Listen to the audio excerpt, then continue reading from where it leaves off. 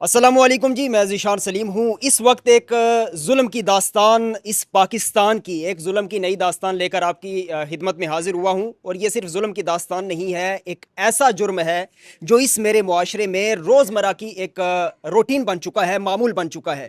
میرا ایک بھائی ہے جو انتہائی مظلوم حالت میں، بے بسی کی حالت میں اس وقت آپ کے سامنے بیٹھا ہے۔ اس کے دونوں ہاتھوں کو فریکچر کیا گیا ہے، دونوں ہاتھوں کو توڑا گیا ہے، دونوں ہاتھ اس وقت بے بسی کا شکار ہیں، اور ان کی سگی بہن ان کے ساتھ بیٹھی ہیں۔ یہ ایک ایسا خاندان ہے جو ایک بھائی اور ایک بہن پہ مشتمل ہے، اور ان کا سہارا کون بنا؟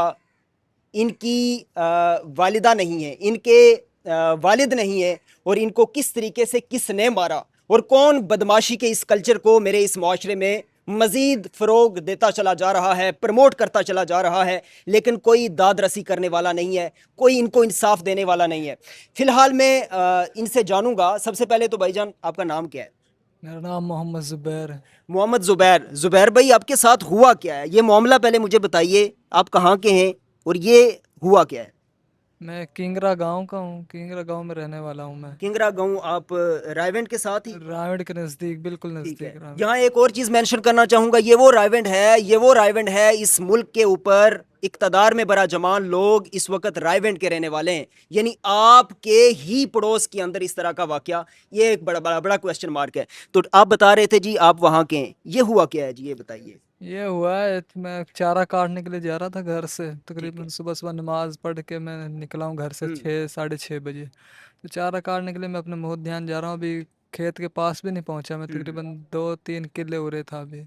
تو انہوں نے پیچھے موٹر سائیکلوں پہ وہ آئے ہیں، اور انہوں نے آتے ساتھ میرے اوپر حملہ کر دیا ہے۔ آپ نے اس سے پہلے کوئی لڑائی ان سے کی ہو، کوئی گالم گلوچ ہوئی ہو، کوئی پنگا اس طرح کا ہوا ہو؟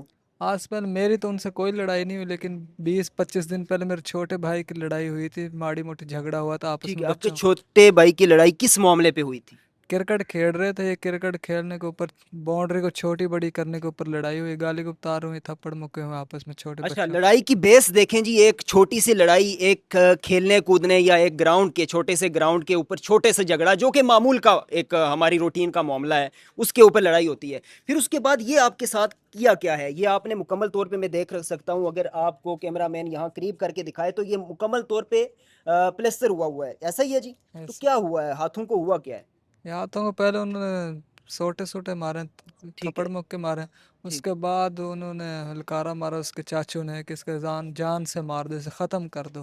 اچھا، مطلب ان کا جو ارادہ تھا وہ آپ کو جان سے ہاں، مارنے کا تھا؟ جان لیوا حملہ تھا، جان سے مارنے کا ارادہ تھا ان کا۔ اچھا، یہاں پہ ایک اور چیز مینشن کر دوں کہ یہاں پہ اگر کوئی مقدمہ لگتا ہے تو وہ قتل کا مقدمہ لگتا ہے، اور میں بھی جانتا ہوں، آپ بھی جانتے ہیں کہ قتل کا مقدمہ کتنا سنگین مقدمہ ہوتا ہے، اور اگر اب بھی مجرم اس طریقے سے کہیں پتلی گلی سے جان چھڑا کے نکل جاتا ہے، یا اشرافیہ کے ہاتھوں کہیں نہ کہیں جو ہے وہ بچ کر نکلتا ہے، تو یہ بھی میرے نظام پہ بہت بڑا کوسچن مارک ہے۔ اچھا بھائی جان، تو آپ کو انگلیوں میں یا آپ کے بازو میں، کلائی میں کوئی فریکچر ہے یا کیا معاملہ ہے اس پورے؟ جو یہ چھری لگی ہے نا میں دائیں ہاتھ میں انگلیوں میں، تو اس میں سے 2 انگلیوں کا ضائع ہونے کا ڈر ہے۔ ابھی ڈاکٹروں نے بولا ہے کہ 2 انگلیاں مکمل طریقے سے صحیح نہیں، یا تو یہ ٹھیک ہے۔ چل بھی سکتی ہیں، آپ کی قسمت ٹھیک ہو نہ گیا۔ چلیں تو اور پھر آپ بھی آپ کی بتا رہے تھے قسمت۔ کہ آپ کی گردن کے اوپر بھی حملہ ہوا ہے؟ ہاں، گردن کے اوپر دانترے سے وار کیا نا، تو کلائی کے اوپر بھی لگا، اور ادھر بھی زخم آیا چھوٹا سا۔ ٹھیک ہو گیا۔ یہاں پہ یہ پوائنٹ تو ہم نے یہاں سے سن لیا، یہاں پہ ریز کر لیا۔ آپ کے والدین ان کو گزرے ہوئے کتنا عرصہ ہو گیا ہے؟ میرے والدین گزر 2009 میں ان کی ڈیتھ ہوئی ہے۔ 2009 میں ان کی ڈیتھ ہوگی، اور آپ کی کفالت کرنے والے کون ہیں؟ میری کفالت کرنے والا میرا سگا چاچو، انہوں نے میری اچھا، جو کفالت ہمارے کی۔ ساتھ یہاں پہ موجود بھی ہیں؟ ہاں، انہوں ٹھیک ہے، نے ان میری سے بھی آپ کی کفالت کی۔ بات کرواتے ہیں۔ اس سے پہلے ان کی جو بہن ساتھ بیٹھی ہیں، میری بہن، السلام علیکم، وعلیکم السلام۔ کیسی ہیں آپ؟ جی ٹھیک۔ یہ سب کچھ ہوا، آپ کو کیسے پتا چلا، کب پتا چلا؟ جی میں اپنے سسرال میں تھی، میرے چاچو نے کال کی تھی کہ ٹھیک ہے۔ زبیر کو ظالموں نے دانتری ہماری، لیکن اتنا نہیں بتایا تھا۔ تو راونڈ میں میری شادی ہوئی، میں راونڈ تھانے میں پہنچ گئی تھی۔ ٹھیک ہے، اور اس کے بعد پھر آپ اس حالت میں ان کو ہاسپٹل لے کر گئی خود ہی؟ میرے چاچو وغیرہ ساتھ تھے، لیکن جب میں نے دیکھا تھا تو ٹھیک ہے۔ میرے پاس الفاظ نہیں ہے کیا اچھا، میں میں آپ سے نا زیادہ باتیں نہیں کروں گا، صرف یہ جاننا چاہوں گا کہ آپ ایک عورت ہیں، ایک عورت ذات ہیں، تو اس پنجاب کی سلطنت جس کے ہاتھ میں ہے وہ بھی ایک عورت ہے، میری مریم نواز صاحبہ. مریم نواز صاحبہ سے کیا اپیل کرنا چاہیں گی، کیا کہنا چاہیں گی، اگر آپ کیمرے میں دیکھ کے کہیں تو؟ میں مریم نواز سے یہی کہنا چاہوں گی کہ ہم بھی آپ کی اولاد ہیں، ہمارے ماں باپ نہیں ہیں، آپ تو ماں ہیں، ماں کی طرح ہیں، اور اولاد کا انصاف دلوائیں بس. دیکھیں جی، انہوں نے ایک لفظ ادا کیا ہے، آپ ماں ہیں. تو مریم نواز صاحبہ صرف یہ بیٹی، یہ بچی، یہ عورت، یہ لڑکی صرف یہ بات نہیں کہہ رہی آپ ماں ہیں، آپ نے خود اس بات کو ایکسیپٹ کیا ہے. تو آپ کو اس پورے معاملے کو دیکھنا ہوگا، اثر نو اس پورے معاملے کا جائزہ لینا ہوگا، اور وہ متعلقہ ادارے جن سے ویسے اداروں کے حوالے سے کتنی زیادہ ان کے ساتھ جو ہے وہ کمپرومائز کیا گیا ہے یا ان کی سنی گئی ہے، اس کے حوالے سے بھی ہمارے ساتھ ان کے جو انہوں نے پہلے ذکر کیا کہ میرے چچا اور چچی جو ہیں وہ میری کفالت کرتے رہے اور وہی میرا آسرا اور میرا سب کچھ تھے، ان کے ساتھ بھی ہم گفتگو کرتے ہیں. جی السلام علیکم. وعلیکم کیسی ہیں آپ؟ سب سے پہلے تو آپ کو سلام ہے کہ آپ نے آج کے اس دور میں جب بھائی بھائی کا نہیں ہوتا، ماں بیٹے کی اور بیٹا ماں کا قتل کر رہا ہے، اس طرح کے پرفتن دور کے اندر بھی آپ نے ان بچوں کو بڑے اچھے طریقے سے پالا ہے، ان کو بڑا کیا ہے، ان کے والدین کی کمی ان کو محسوس نہیں ہونے دی. اس کے اوپر تو آپ کو سلام بنتا ہے.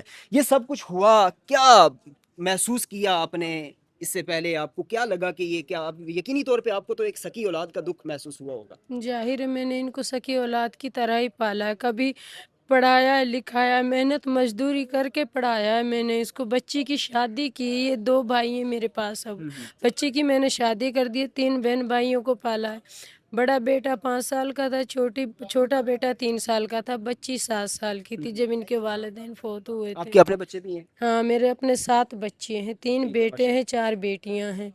میں نے محنت مزدوری کر کے لوگوں کے کپڑے سلائی کر کے ان کو پالا ہے.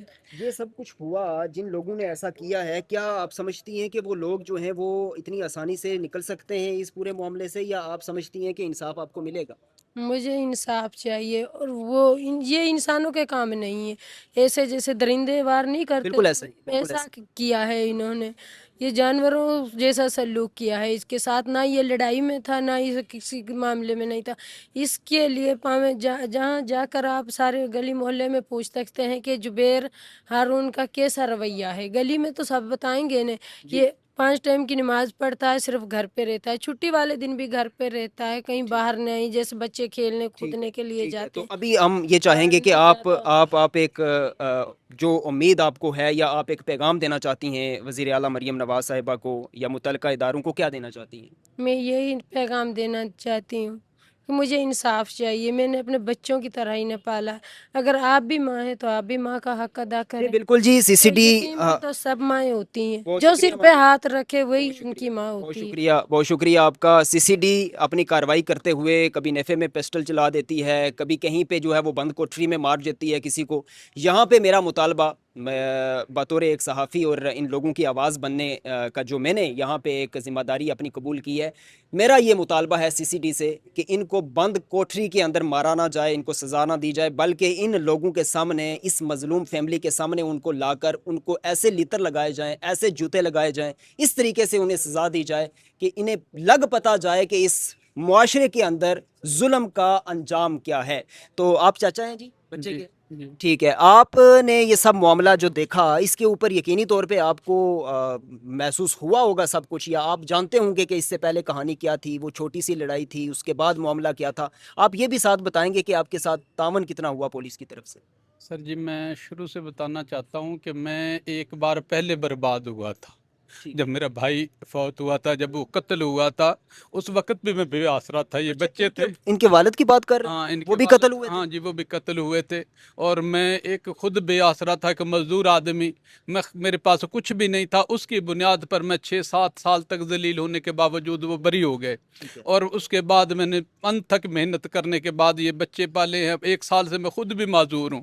اور یہی ایک میرا واحد سہارا بنا تھا جو کمانے لگا، جن کو انہوں نے سے بھی محتاج کر دیا. اور میں وہاں سے اتنی پریشانی ابھی تک دھمکیاں لگائی جاتی ہیں. پہلے بچے کو مارا جاتا ہے، پھر گاؤں میں آ کے میرا بڑا بھائی ہے، اس کو معذور کر کے پھینکا ہوا ہے. بڑا سر میں اس کے بوتلیں ماری ہیں، اور وہ ابھی تک منجی پہ نہیں اٹھا. قریب 25 دن مہینے کے ہو گئے. مہینہ ہو گیا، اور اس کے اوپر کوئی آپ نے ایکشن نہیں لیا، یا اداروں نے کوئی وہاں پہ پرچہ ہوا تھا، وہ پرچہ ہو کے پھر وہ ہمیں دھمکیاں ملتی ہے، ڈرایا جاتا ہے. میں نے خوف سے آ کے کہ یہ نہ ہو کہ کوئی اور نقصان کر دے. میں نے اس وجہ سے صلح کر لی کہ میں और मुश्किल बर्दाश्त नहीं कर यार सकता। देखें कहाँ हैं वो इदारे, कहाँ है सीसीडी, कहाँ है पुलिस, कहाँ है वो इदारे कि जिनको इस मुल्क की हिफाजत के लिए या इन मजलूम लोगों की हिफाजत के लिए बनाया गया है। अगर आप इन लोगों की हिफाजत नहीं कर सकते, अगर आप मजलूम की आवाज़ नहीं बन सकते, अगर आप इन बेसहारा लोगों को या गरीब लोगों को या जिनका अशराफिया से ताल्लुक़ नहीं है इन लोगों को अगर आप इंसाफ नहीं दे सकते, अगर आप इनका सहारा नहीं बन सकते, तो मेरे ख्याल में इन सब चीज़ों का कोई फ़ायदा नहीं है, बल्कि मार पीट कर इनको ख़त्म करके इधर से फेंक दें। और ना ही हमारा इस मुल्क के अंदर रहने का कोई मकसद है, ना ही इस मुल्क के अंदर हमें इंसाफ मिलना है अगर यही सूरत हाल चलती रही तो। मैं आखिरी बात आपसे ये करूँगा कि आखिर पे पुलिस ने या मुतल्लिका इदारों ने आपके साथ कोई तावन किया है अभी तक जो केस चला है? अभी तक जो तावन हुआ है कि जो FIR दर्ज हुई उसमें सिर्फ 2 मुजरम पकड़े हुए, सिर्फ 1 दिन रेड की गई है। उसके बाद पुलिस ने अभी तक पूछा नहीं आके कि कोई कहाँ रह रहा है कहाँ नहीं रह रहा। उनमें से भी जो मेन मुजरम है उनको छोड़ दिया गया। अच्छा, आपको क्या लगता है छोड़ा क्यों?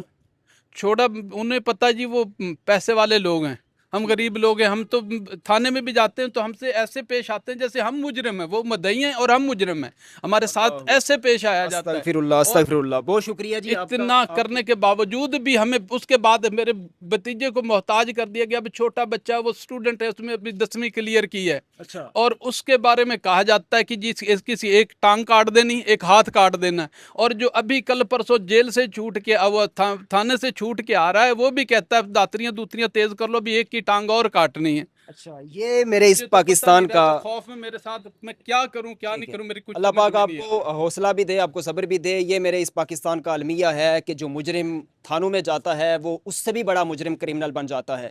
इन्होंने जिस तरीके से बात की है कि वो इससे पहले भी बड़े जुर्म करके थानों में जा चुके हैं और अब वो ऑन द रिकॉर्ड ये सारी चीज़ें कर रहे हैं और ये कह रहे हैं, बबांगे दोहल कह रहे हैं कि हम हैं मुजरिम, हम हैं मारने वाले और हम मज़ीद मारेंगे। इनको धमकी और इनकी जानों को ख़तरा, इस पूरी की ज़िम्मेदार रियासत है, रियासती इदारे हैं, वो तमाम इदारे हैं, वो तमाम फोर्सेस हैं जो इस मुल्क के अंदर हिफाजत के लिए, कानून नाफज करने के लिए बनाई गई हैं। अपना हक अदा करते हुए इस वीडियो को ज़्यादा से ज़्यादा शेयर करिएगा। हुकाम बाला तक ये पैगाम ज़रूर पहुंचना चाहिए और इसके ऊपर एक्शन लेना चाहिए। हमारी कोशिश हमेशा होगी जहां तक मजलूम की आवाज़ बन सकते हैं बनेंगे। दोस्तों, फ़िलहाल के लिए अपने मेज़बान ज़ीशान सलीम को इजाज़त दीजिए। अल्लाह हाफिज़, अल्लाह नेगेबान।